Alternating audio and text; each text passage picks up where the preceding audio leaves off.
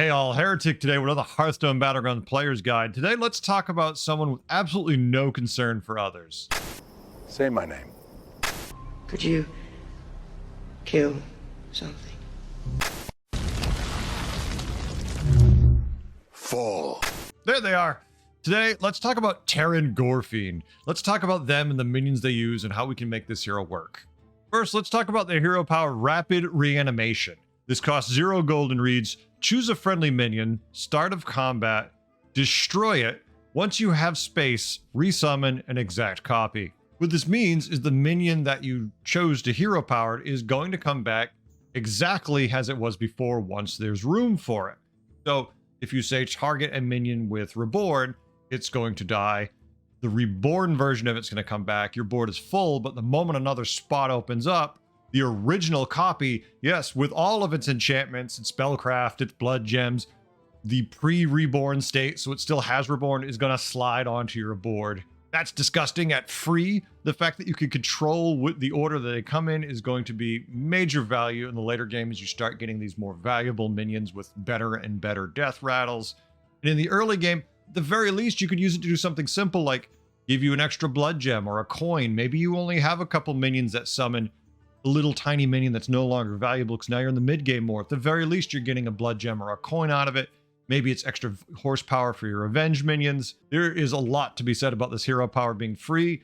I expect this to go up to 1 gold, if not change in some other way in the near future. But for now, enjoy the free. What? Now, when I tier with Teron, I'm either going to do fast basic or I'm going to do basic curve. And really what it comes down to is when I'm on turn 6, what do I have for death rattle, reborn minions? What kind of value can I get out of them? And am I strong enough to just skip tier 3 and go right to 4? Certainly, if I've got decent power, that's what I'm going to be doing since I'm getting this free hero power, giving me an advantage over everybody else. Minions assemble! Now, the things I like to play when I'm using Teron, right off the bat, anything with Death Rattle, Reborn, and Avenge. These are going to give you massive power. In the case of the Reborn and the Death Rattle, there's going to be extra minions hitting the board. You're going to be getting economy out of them potentially. You're just going to be getting more stats. The case of Avenge, all these minions that are dying extra, giving you free copies appearing on the board is going to give you more value out of your Avenge abilities. So we have a lot of minions that synergize with this hero power really well. Let's start with a very simple one. This works for every single Teron player. Corpse Refiner.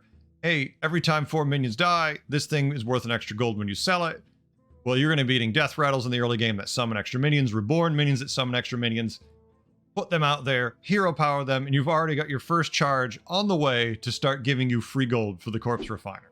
So now we're going to rapid fire through some of the tribes that have specific minions that will benefit more from this hero power than others. Yes, there are entire builds that can work. We're not going to get into the nitty-gritty of each individual build. You know what those kind of builds are. Here we're going to look at the minions that are going to give you the extra value specifically from this hero. So if we look at the Undead tribe, we have Eternal Knights.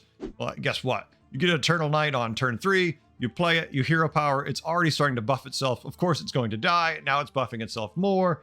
This thing is going to get a lot of stats really fast because of the nature of this hero power, which gives you later when you get into Eternal Summoners. Deep in the game, hey, you're looking at Eternal Summoner, you're going, hey, I've already buffed my Eternal Knights. Now my summoners are going crazy because they're summoning bigger and bigger ones. Go 6 minions. Target your Eternal Summoner right off the bat. And now it's going to pop out with the Death Rattle, the Reborn. And then you're going to have another version of it. A hole with Reborn built in it still sliding on the board when this space. You really can get some big Eternal Knights with this kind of build. When you find a Nubarak, throw a Nubarak out there for a little while. Maybe hit it with your hero power for a couple turns just to buff that attack extra on your board. Undead really benefit in a lot of ways from this hero because it works with a lot of their synergies. Demons, I've got 1 minion for you. It's really early. It's really good. Impulsive Trickster. The later in the game this thing goes, the more buffed it gets, the more disgusting it gets. It's going to be ridiculous. You triple this thing, you give it taunt, you hero power it. Oh, look, it's 100 health. It's going off twice because it's gold. Oh, look, it came back again. They have to kill it. And now it's moving 100 health twice again. Let's not even go if you have a certain Mr. Rivendare out there also chucking additional charges. Let's take a look at Blanchy. Let's say you're going for more of a menagerie build with your, your comp, and you've got a Blanchy, so you're like, Okay, I'm going to hero power Blanchy right off the bat. You hero power Blanchy. Blanchy's died. Oh no, he comes back with all of his enchantments. They finally kill another minion. That original Blanchy slides in the board, still with Reborn, all of its enchantments, ready to go again. Blanchy works really well with his power. Leapfrogger, Goldrinn builds. Give these things taunt. Give them Reborn. They die from your hero power. They come back because of their Reborn. Then they die again. Oh wait, there's space now. A new fresh version of them comes back with taunt and Reborn to buff your beast board even more. Do you like leapfrogs? Do you like giant hydras? Either one works great with this hero. Wait, you're a dragon player. You feel left out. How about Nadina? It's very late game, so it's not going to be terribly useful if you're playing dragons primarily. But if you've got a Nadina, put it in the back, hero power it, start a combat. All your dragons have Divine Shield, and all of a sudden Nadina gets back up for when they die later to give your dragons all Divine Shield again. Don't worry, mechs, you're in this too. Omega Buster's not a bad target. Give this thing taunt, hero power it, start of combat, it dies, buffs all your mechs. The second any spots open up, Omega Buster gets back up again, and you've got it. Same thing happens again, buffing your board even more. Everybody else, are you feeling a little left out? Are you a Murloc player? Are you like, well, this is useless for me. What am I going to do? Target King Bagurgle with it? You could. Not optimal use, obviously, but hey, every good Murloc board needs a Selfless Hero. Oh wait, it's late game, you've got a golden Selfless Hero? Normally you have to put that in like slot 2 to play around Tunnel Blaster. Maybe you put it in the middle, if not the back end of your board. Hero power it right off the bat.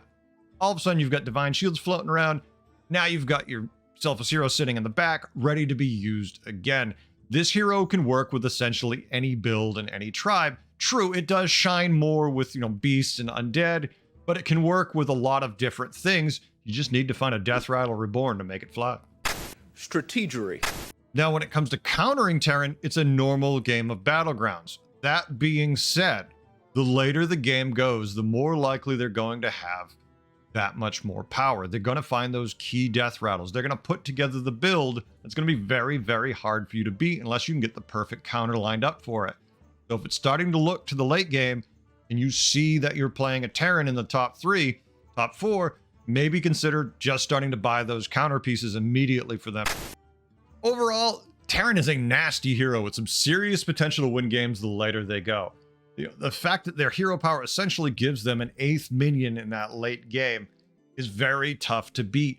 They're going to have a significant leg up on you the later the game goes. So unless your tribe naturally completely counters their build, you're going to be in a rough spot. Teron is going to get a lot of wins with this hero power, giving them Reborn Death Rattles and extra power out of Avenge minions, and it's free. That's going to put you in a very awkward position. I expect this hero power will be going up to 1 gold, if not changed in some other way in the near future. But for the time being, Teron is going to be a force to deal with in the lobbies. Stay tuned. I have more guides on the way. I hope you learned a few things today and had a good time. I know I did. Thanks for watching. Bye.